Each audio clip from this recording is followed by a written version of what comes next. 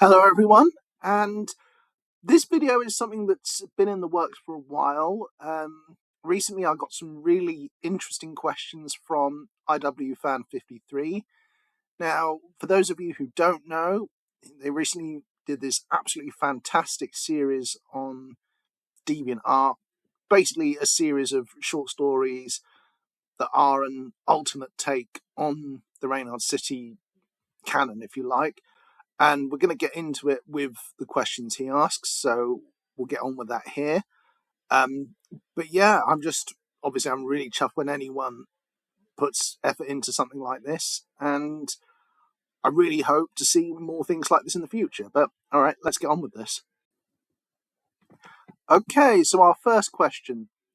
What was it like seeing Perfect Platinum, who in canon is this figure of non-sexual seduction/temptation, now being presented more as an ingenue, to see her go from being a devil on Sal's shoulder trying to drag her deeper into her problems and trauma, into an angel on her shoulder trying to lift her out of them instead?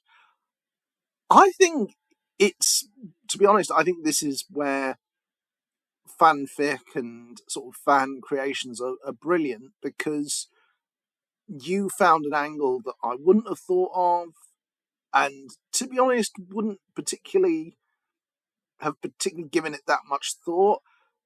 And I mean, it's a thing that I think you see. Like, I think people often sort of want kind of villains to be redeemed, but I like the idea that it's not just the villain being redeemed, but them sort of wanting to sort of pay it forward as well, and kind of how that then affects kind of the timeline of the story. So I really like it. I think you've done a great job.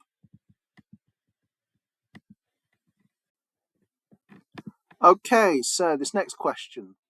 What was your favourite point of divergence in these stories where something ended up happening differently, and why did you like it? Or if you want to avoid spoilers, talk about which particular story that event took place in and what you liked about that one overall. I think, judging by the wording of this question, I think I would probably go with Perfect Parallels, which I've now seen is mentioned in another question, so I'll keep it light. But basically, I think the fact that you sort of bridge the gap, if you like, between stories, I thought that was very clever, and I thought that was very well done. Right, so next question. Reynard City Chronicles is a story where, by and large, Vibes is pretty clearly the main character, in the same way that Sarah Connor is the main character of the first Terminator film. Meanwhile, in Reynard City Platinum, Sally is by and large the main character, with Platinum herself being our deuteragonist, good word, and Vibes only, quote, being as important to the story as Aragorn is to Lord of the Rings. Ooh, interesting comparison there. What was it like seeing these stories play out with a different member of your cast given the spotlight? Wow, okay, that is a very interesting question. I think what I would slightly push back on is just kind of the nature of Vibes as a quote-unquote main character in the Reynard City Chronicles comic, because I think the reason that she kind of came out that way was, I think, partially the writing process, because in the original series we kind of did the prequel kind of establishing Animal Kingdom and then went into Reynard City, which in retrospect I think was a bit confusing. And I know it's a little bit like a sort of 90s, sort of 2000s comic book film where you have sort of audience insert characters to kind of get people used to what the world is. And like, we've got to the point now where people are aware of what these characters are, and they're not as necessary anymore. Where Vibes is slightly different is that she's a sort of an audience insert that's also like crucial to the plot and kind of developing and sort of bringing everyone together.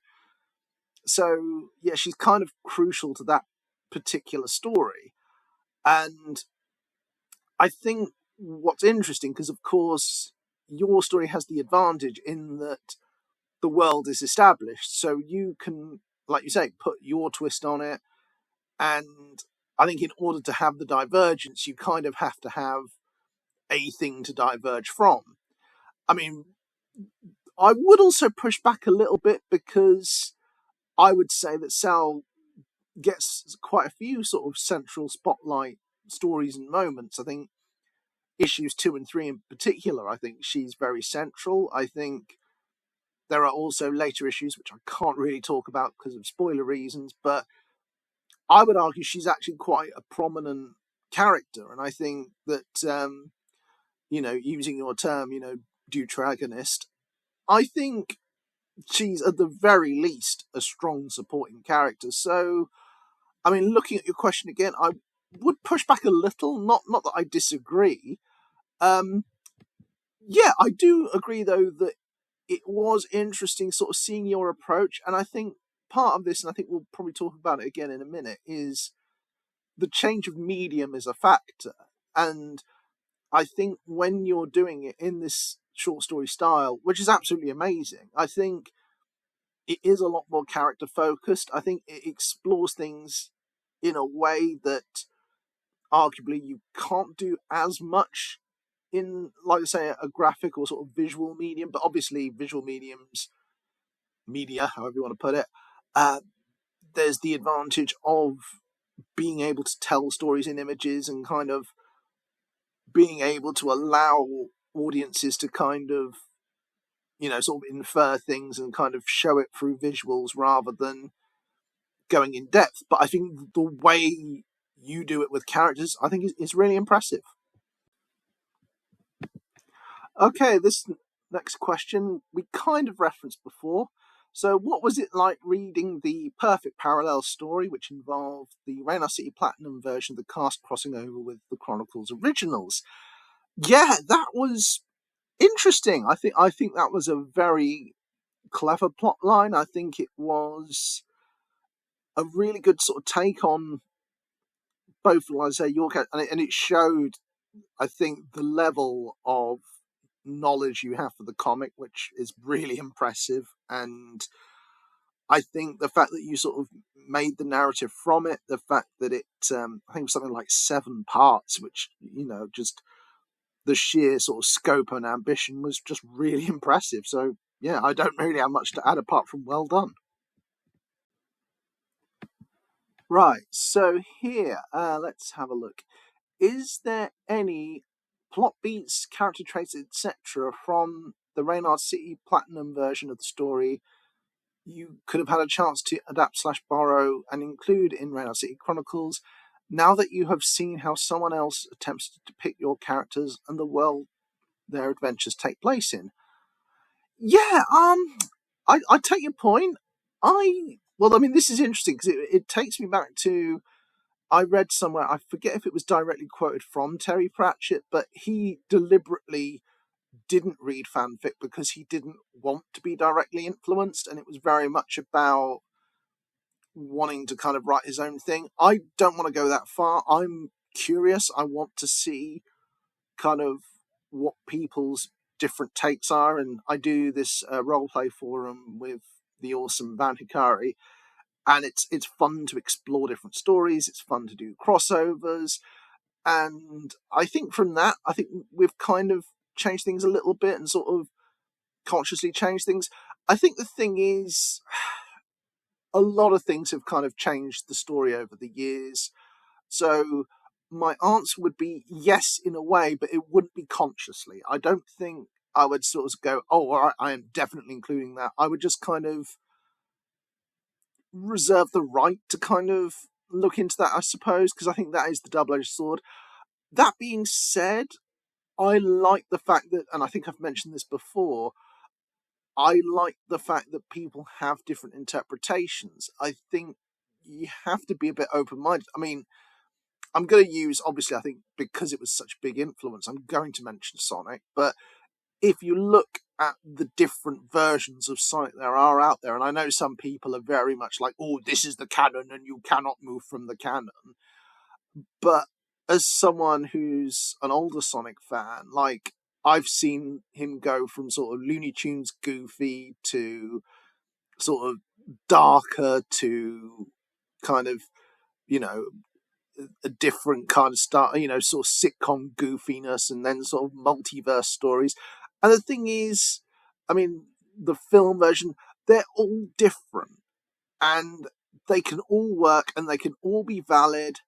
And I don't want to take away from that. I don't want to sort of, like I say, cherry pick from people, and then people then go, oh well, that's the right answer then. And it's like, I think what's really awesome is that you have found a creation. I mean, I've even found this when I've been doing commissions for people, and that if I do a crossover story with like someone's original character, then the tone of the story fits that character. But equally, I've seen like different takes. Like, for example, I mean, John Paul Guerra, who does these kind of transformation stories, and he's done ones with the Reynard City characters, and his take has been fantastic. And I always enjoy kind of reading them, and the sort of, I don't want to say goofy because that's the wrong thing, but there's a sort of charm and sort of almost kind of Burton-esque sort of, they're kind of cheery, but at the same time there's kind of a bit of an edge to them as well.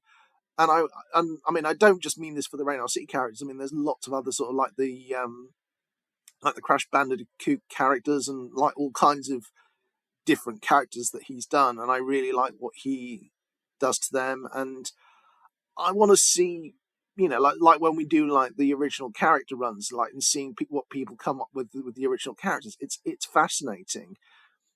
And on the one hand, you want people to sort of look at Reynard City and sort of tie it in with it, but it's that blend of what they do alongside what you do as well. So I think I'm personally happy with Reynard City Chronicles. I think it's something that's finished now. I'm happy for it to be its own thing.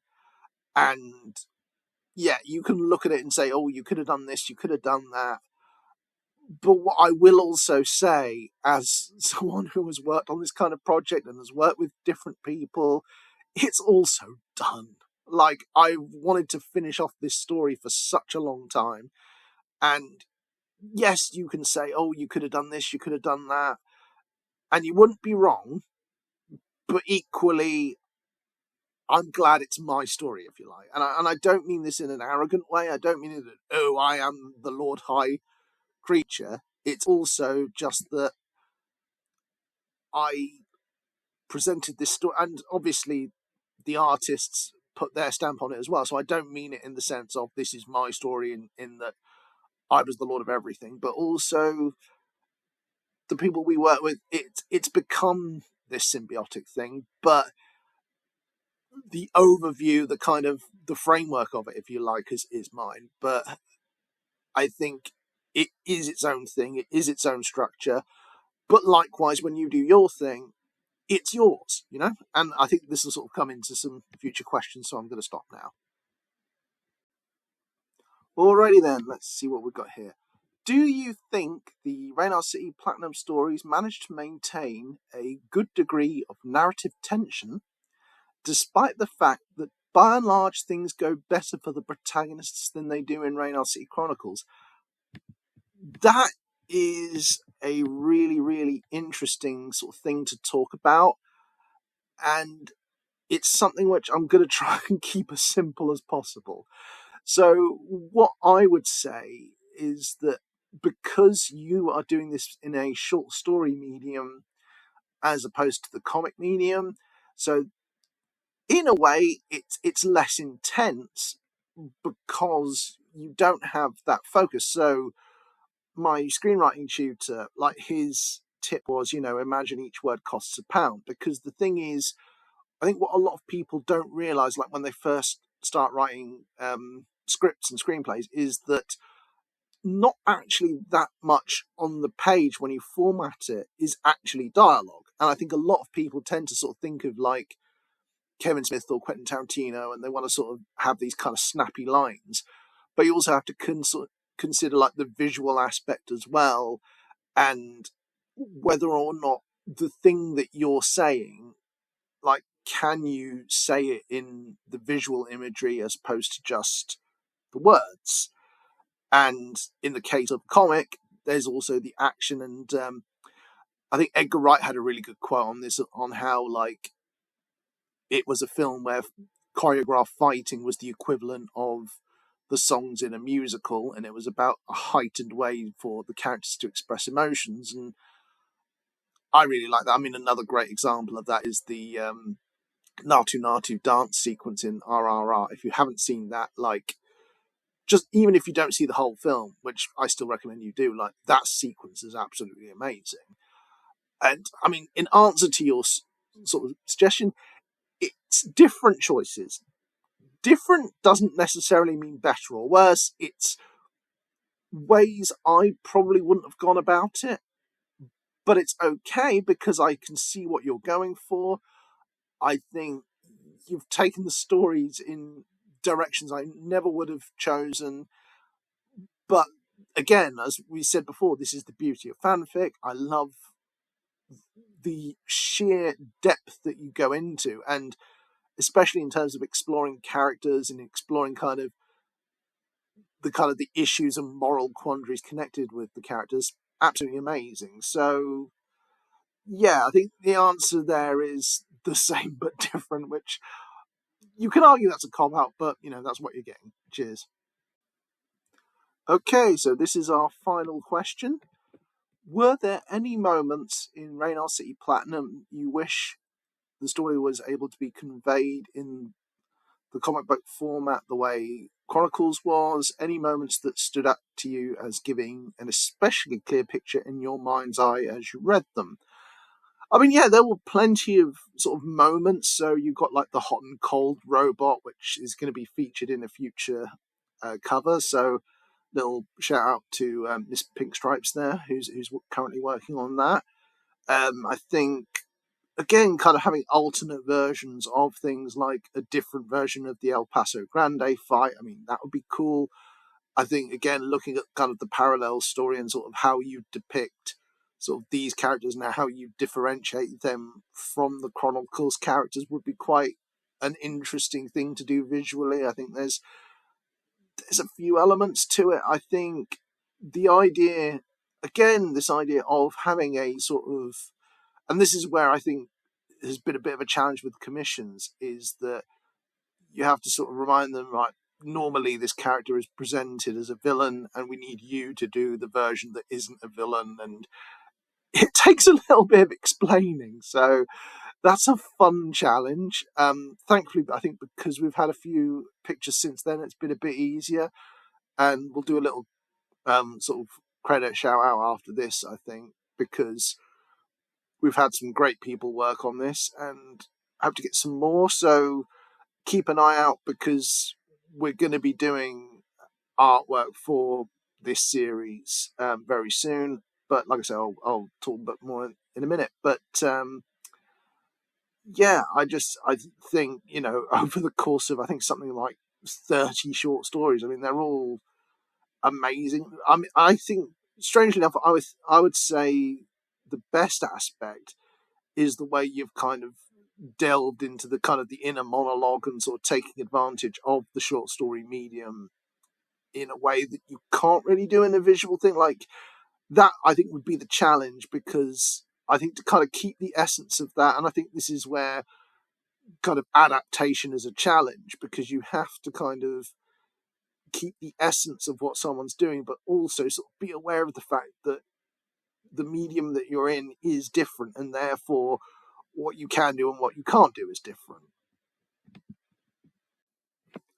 Okay, this video ended up being a lot longer than I had planned, but once again, a big thank you to Iwfan53, both for the Platinum Alternate Universe short story series.